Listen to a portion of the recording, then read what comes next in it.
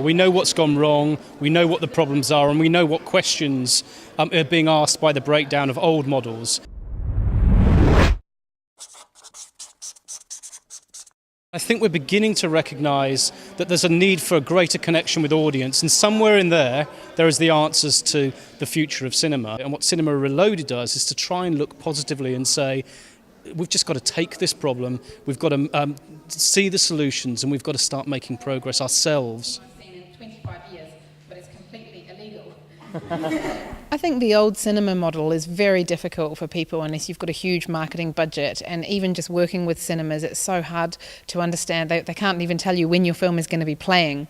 But I think in the future it will be more, cinema on demand, people themselves organising screenings. The internet will power a lot of the relationships. That's absolutely true. The interaction is going to take place online, which is obvious. But I think that the real big winner out of this in lots of ways will be the theatre, because with digital cinema and the ability to be able to change films quickly, the ability to change programming, you add that ability as the cinema to the ability to mobilise audience to get content into cinema.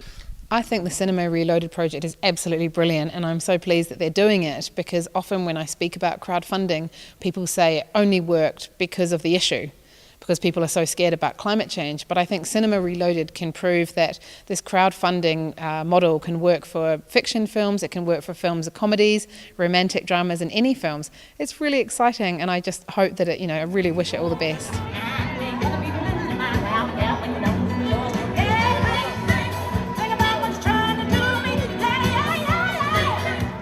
What do you do yourself to raise extra producers? That's the question. That's the big question. I don't know. We'll try to keep people updated with things that are relevant to the project, and hopefully that will raise more interest, I have all the email addresses of my co-producers, and I will them write a letter, but first I have to think clearly what I can offer, how our interaction can be, and I will also have their ideas of interaction. And I'm making a research and then a second proposition. It's happening now.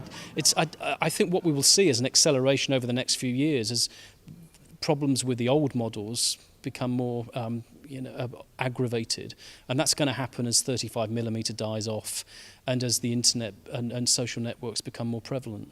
Today I met someone who put 40 coins in the film, and I'm like, whoa, but that's your money, I feel guilty. But then, if people want to do it, then that's great, because there is a reason for them to want to do it. How much should the audience be involved? What's the relationship between the auteur and the people who are going to watch the film or are going to invest in the film?